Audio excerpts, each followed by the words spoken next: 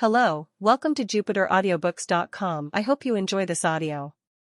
Remember that you can find this and many other complete novels visiting our official website, JupiterAudiobooks.com. Get comfortable and enjoy the narration. Prologue. An age-old determination, still fresh in her heart. Life is a series of choices, and time is irreversible. If there was ever a single moment that had defined Ruri Fuyajo's life, it could only have been that day.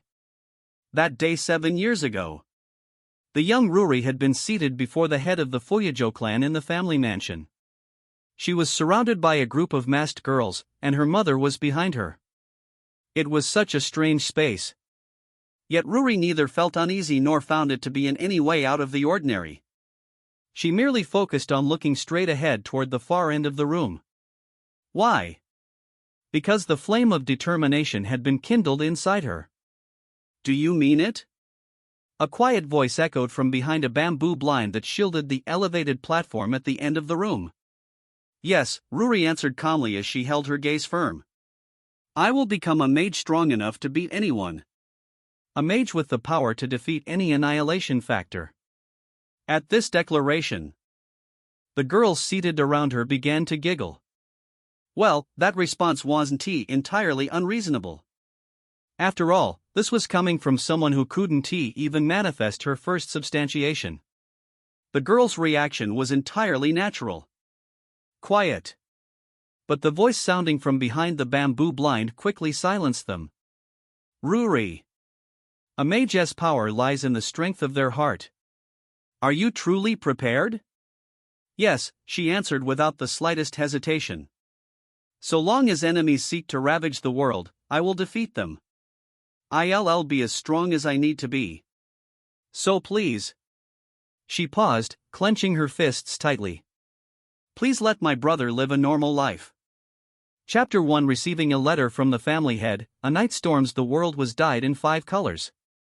Mushiki Kuga gazed at the fantastic scene spread out before him from his vantage point on the edge of a towering skyscraper in the void. It was such a strange view. The space, so vast that you couldn't tell where it ended, was divided into 5 sections like a cake into slices, each characterized by wholly unique scenery. It was as if he had cut up several postcards and glued them back together as his mood fancied. It was hard to believe that it was all real. In fact, if the old Mushiki had seen this, he would have thought it was a dream or an illusion. But perhaps that was only to be expected. After all, gathered here now were the mages lauded as the best in the whole world. Allow me to provide an overview of the incident once again, a clear voice echoed throughout that 5-colored world. Curiously, the voice seemed to fill every corner of that vast, endless space. Clara Tokishima, a mage belonging to Shadow Tower, led a cohort of her followers to stage an uprising during the exhibition match held the other day at Void's Garden. Her objective was to obtain the heart of the Ouroboros, a mythic great annihilation factor sealed in the basement of the Garden's library, along with information on the facilities where the other pieces of the Ouroboros were kept. We are presently still attempting to locate her, but her current whereabouts remain unknown. This explanation was given by a girl with dark hair and dark eyes, her gaze cool, and her expression betraying not a hint of emotion. The girl was dressed from head to toe in the monotonous uniform of a personal attendant. Her name was Kuro Karasuma and she served the head of Void's Garden. Right now, she stood ramrod straight behind Mushiki's back, above the sideways looming skyscraper. I see, uttered the low voice of a man. The next moment, the world to Mushiki's right pulsated slightly, spreading out and zooming in. Emerging in its place was a frightening scene bathed in red moonlight. A row of dead trees. Barren earth. A single Western-style building, with an endless bundle of spires, emanating a bewitching glow. And a tall man sitting back in a chair. Though appearance was no guarantee of a mage's true age, he looked to be around 40 years old. His eyes were shielded by rainbow-colored glasses, and he wore a long cloak. Despite the immense distance between them, Mushiki had no difficulty making out his voice and appearance.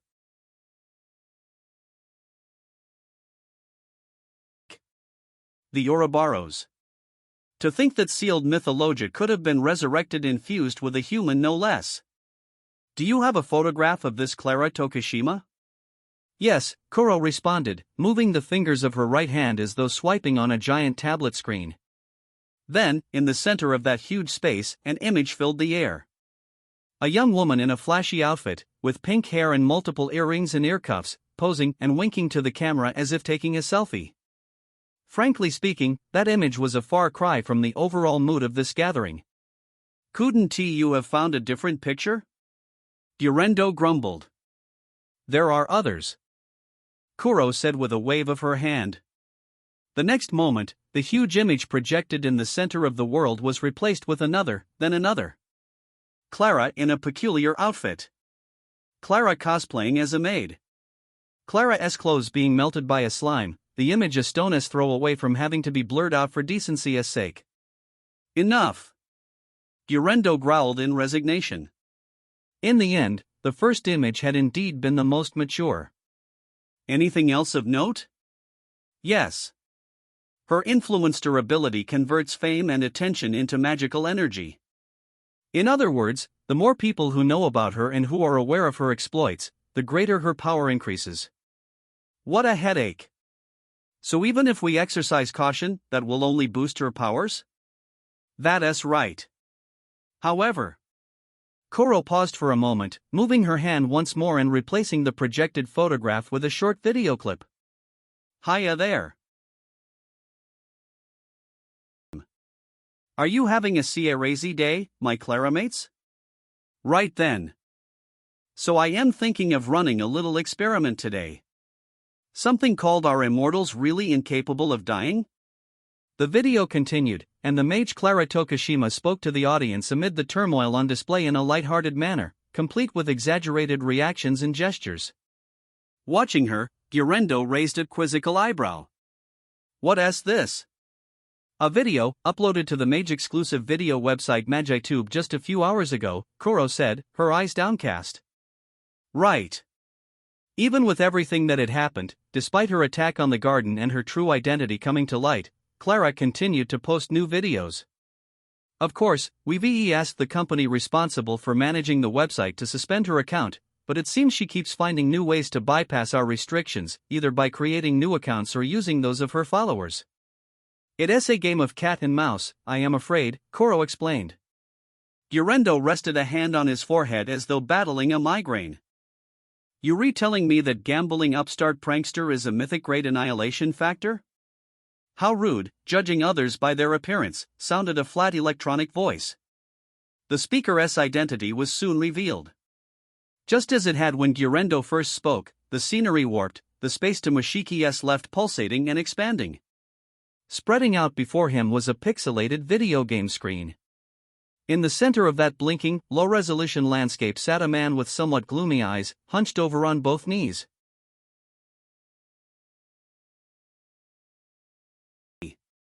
Though he looked young, like Gurendo, he was another powerful mage fully qualified to attend this conference. That girl is fused with the Ouroboros and has turned more than 100 mages into immortals to attack the garden. That's all that matters. Unnecessary preconceptions can cloud one's judgment. I don't need you to tell me that. I am not about to let my guard down, no matter the foe. Gurendo grumbled back in mild irritation. If I was to judge you by your appearance, I'd say you re a dubious-looking middle-aged man. And you re as garrulous as ever, I see. I don't know what kind of look you re going for, but round sunglasses are taking it a bit too far, if you ask me. Are you ever going to learn when to drop it? Gurendo exclaimed in exasperation. On closer inspection, he seemed more than a little embarrassed, his cheeks having turned bright red. Then, perhaps in response to this exchange, the space to the far right of Mushiki's vision stirred slightly. The scenery reminded him of the interior of a grand Japanese-style building. The sliding Fusima doors, installed in several layers, opened quickly one after the other, revealing a bamboo blind at the very end of the building. Behind it, the silhouette of a figure leaning forward was faintly visible. Whatever the case, the woman's voice began from behind the screen. She was Ao Fuyejo. First of all, we should clarify where the responsibility for this debacle lies. Isn't that right, Rindo? At this, the last person joining them flinched. In appearance, she looked to be around 13 or 14 years old, with a fearless countenance and her hair tied in a bun behind her head. Her eyebrows, clearly defined as though to emphasize her strong willpower, were now twisted in a grim expression. Her presence, here in this space, was highly unusual. The reason for that was simple: she was the only figure here. As if to hammer home that point, she was seated in what was possibly a plain conference room bathed exclusively in white. Only a single chair filled that wide expanse. The girl's name was Rindo Shianji, and she was a student at Shadow Tower. There were two main reasons why she, a student, had been invited to this meeting. The first was that she was the great-great-granddaughter and a direct descendant of the tower's former headmaster Dusei Shianji. The second was that so many mages at the tower had been turned into immortals during the previous incident. It is true that Saika let Clara Tokushima slip away. But that was only because she was immortal, right? The garden was attacked without warning by more than 100 enemies, but Saika managed to fend them off. That feat should be worthy of praise, not denounced. So, what of the tower? Ao continued, moving as though she were peering at Rindo's face. Are we to believe that no one noticed anything unusual ahead of time, not even with more than 100 mages, the headmaster included, being turned into immortals? Well, Rindo stammered at this pointed remark. Ao, however, looked to be in no mood to lower her weapons. Tell me, Rindo. When did your dear old grandfather stoop to becoming a filthy immortal? Or do you mean to tell me you don't even know that? TCH. What a mess old Shianji has gotten himself caught up in. Incompetence is one thing, but getting turned into an annihilation factor pawn and threatening the whole human race? He would have been better off choosing death. Until now, Rindo had been staring down at her feet in shame, when she suddenly looked up. As the acting representative of Shadow Tower, I am truly, very sorry. I am terribly ashamed for what has happened. I will accept any criticism, any condemnation. But please, I beg of you, take back that insult to my great-great-grandfather's name. Her voice resonated with quiet anger. Her hands were trembling slightly, and her face was dripping with cold sweat. It was little wonder. Of course she resented those remarks, but they had come from the head of another mage training school. Ao was too powerful an opponent for her to dare express an opinion like this directly. It was only natural that she was tense and filled with fear. Yet Ao merely waved the fan clutched in her hand, chuckling in the face of Rindo's determination. A shadow flickered from behind the bamboo blind. Insult? She responded. What a curious thing to say. Does the tower consider it an insult to state the simple fact of the matter? Then what should I say? Was a fool for failing to notice a surprise attack coming from one of his own students? Or perhaps he had some ulterior motive involving Clara Tokushima? Either way, he ought to be dead by now, yet he is still alive and well. Rindo, unable to stand this anymore, pushed her chair back and jumped quickly to her feet. Then she crouched low as two bright, gleaming patterns appeared over her hands and shoulders. Her world crest, a pattern that emerged whenever a modern-day mage used one of their substantiation techniques. Second substantiation, meteoric stria. As Rindo said those words, a rugged long sword appeared by her waist. Her second substantiation, the second of her unique manifestation techniques, transformed mana into matter. Rindo took a battle stance against Ao. Oh. Ao's tone underwent a dangerous transformation. What is the meaning of this? Even here, it is no joke to point a weapon at someone. Or have you, too, been taken in by the Ouroboros? I suppose it is like they say, you can fight your own blood. Don't you dare say another word. Rindo cried in anger as she hit the ground running.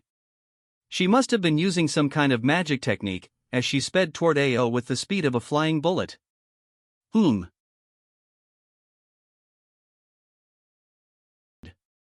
With a wave of her folding fan, a blue will-o'-the-wisp shaped like a giant bird appeared before the bamboo blind. Rindo continued her approach, while Ao waited to intercept it. In just a few brief moments, the two substantiations would collide. But Lady Saika, Koro urged. The next moment, Mushiki waved his hand, sending a skyscraper falling from the sky to separate the two. Eep! Oh! The gigantic structure all but grazed against Rindo's nose as it pierced the ground, shattering the boundaries of the world before eventually melting away into the air. Calm down, both of you, Mushiki said in an effort to placate them, the voice emanating from his throat clearly not that of a man. But that was also as it should be. Because right now, Mushiki wasn't he himself. Long, shimmering hair covered his head and shoulders. His facial features were neat and orderly, perfectly arranged according to the golden ratio. And enshrined in the middle of it were a pair of astonishing colored eyes. Yes. He wasn't he the male high school student Mushiki Kuga.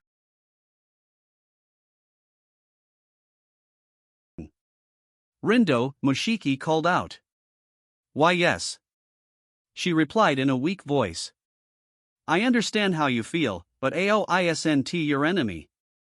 I ask you, please don't bear your weapon here. Sorry. Rindo, who had seemed possessed earlier, bowed obediently, and deactivated her world crest and sword. Next, Mushiki looked at Ao. You too. You always go too far. Apologize to Rindo, he instructed. Yes, I said too much. I am sorry. Ao nodded indifferently. Not at all, Rindo replied with a bitter expression.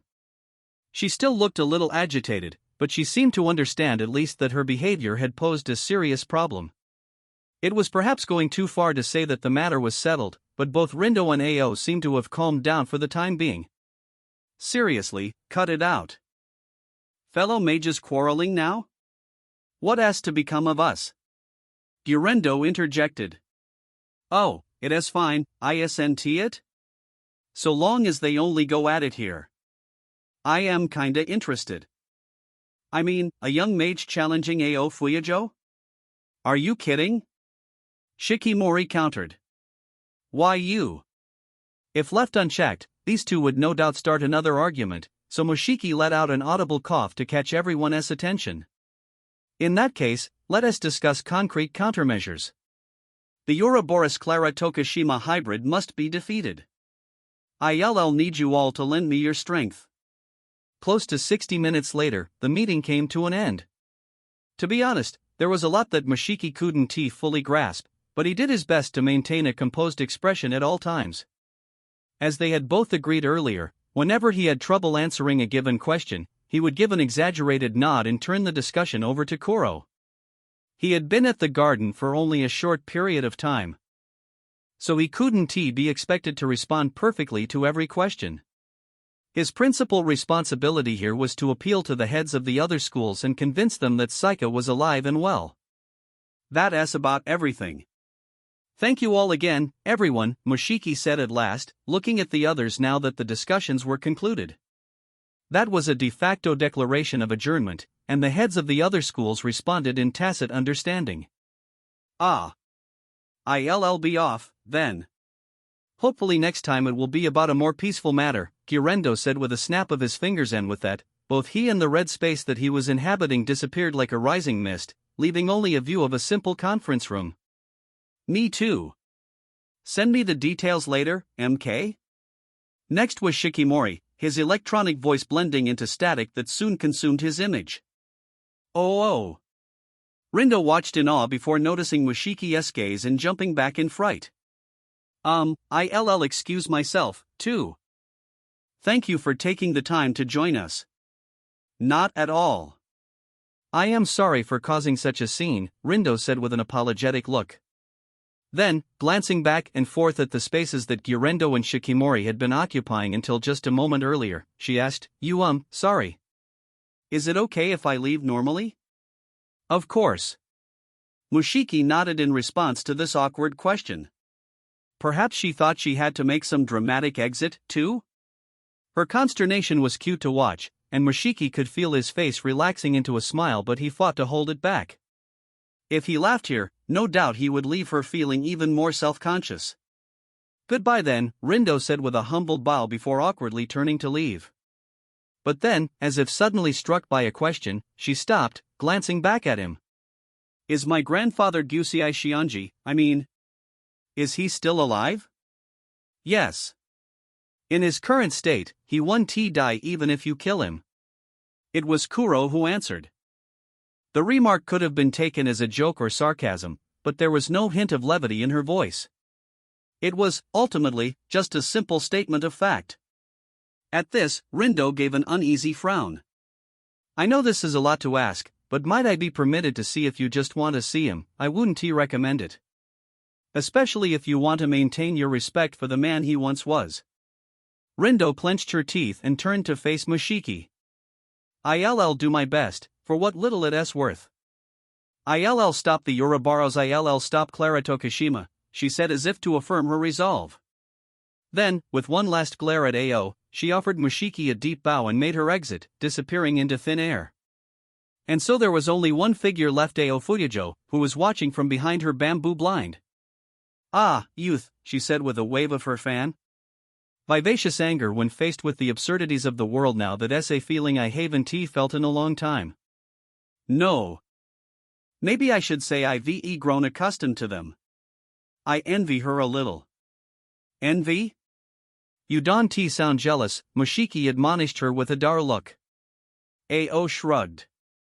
I have no ill feelings toward her. Is that so? Mushiki asked, her eyes narrowed. It was a special talent, in a sense, being able to say all that to someone to whom you held no ill will toward. Yes, of course, Ao answered with a quick nod. It's just, old Shionji is another matter entirely. For him, I've nothing but contempt and disgust. For someone responsible for one of our academies to throw himself on the mercy of an annihilation factor and attack humans. Death would be too good for him. But there's the problem, we can even kill him. Don't hold it against him too much. Mythologia aren't like regular annihilation factors. They exist in a realm that transcends common sense. You know that firsthand, yes? Ao pursed her lips at Mushiki's last remark. He was referring to something that Kuro had briefed him on prior to the meeting. As a mage, Ao had once been involved in the subjugation of another mythic great annihilation factor alongside Saika, the Leviathan. That's precisely why I feel the way I do. We must never lose to those annihilation factors. No matter what they do. No matter what it takes. There is no meaning in a fight well fought, no value in praise. No medal for us mages, either. What we need to do is achieve concrete results. Isn't that right, Saika? Ao. Sensing a deep undercurrent of hatred in her voice, Mushiki arched an eyebrow. In the next moment, as though sensing something was off, Ao tilted her head. You are Saika, aren't you? Mushiki's heart skipped a beat.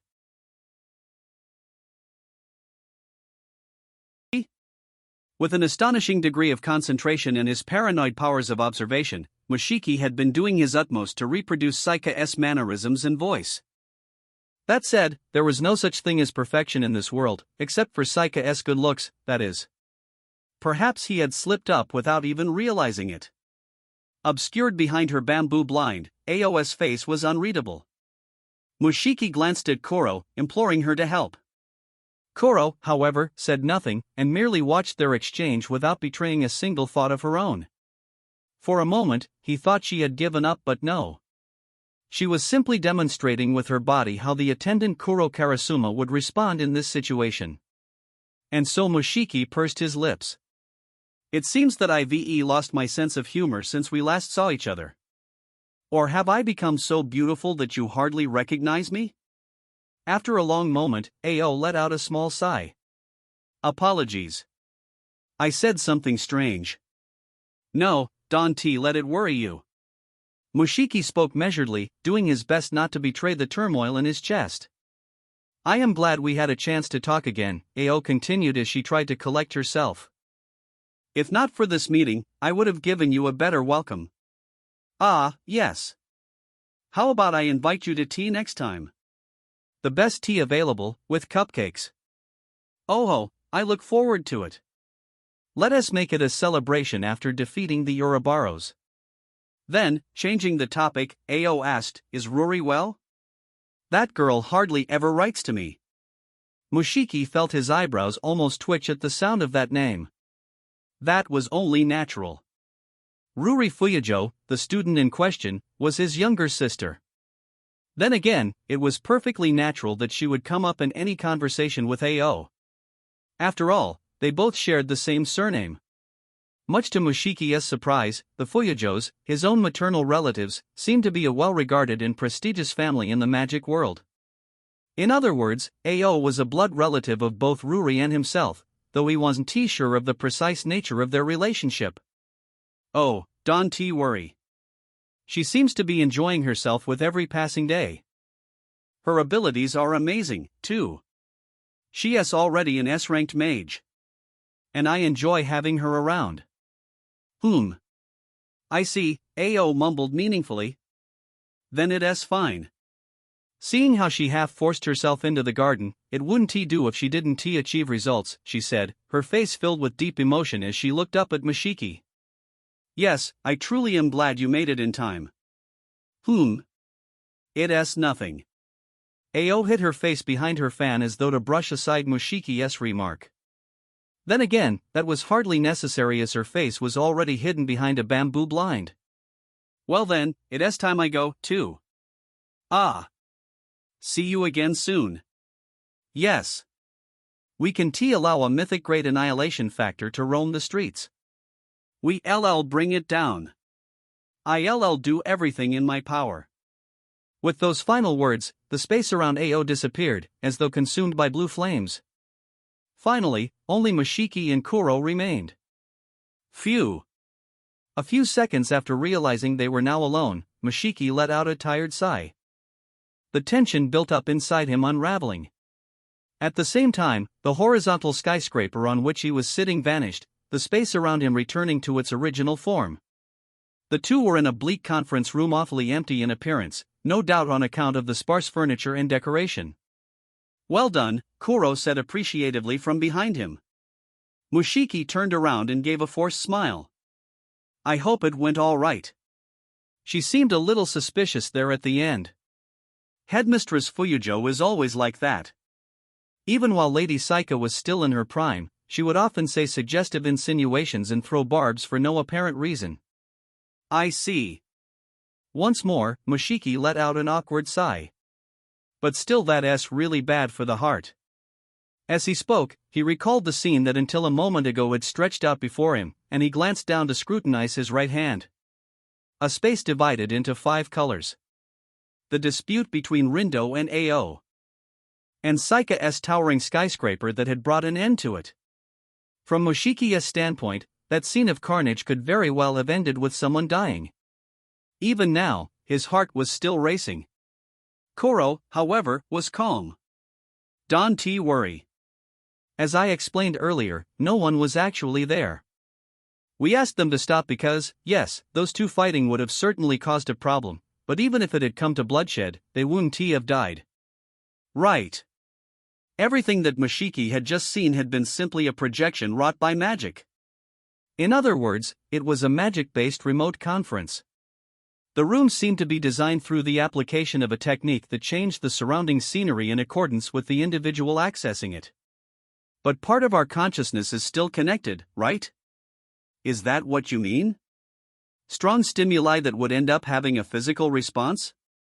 It wouldn't kill them, Kuro answered flatly. Right, Mushiki responded, still uneasy. Then again. This probably wasn't a big deal as far as she was concerned.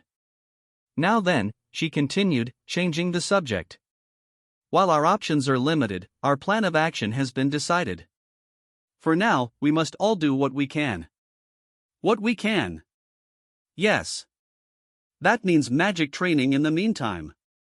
For you to master Lady Saika's techniques, and to also handle your own techniques, it is imperative that you increase your magic level.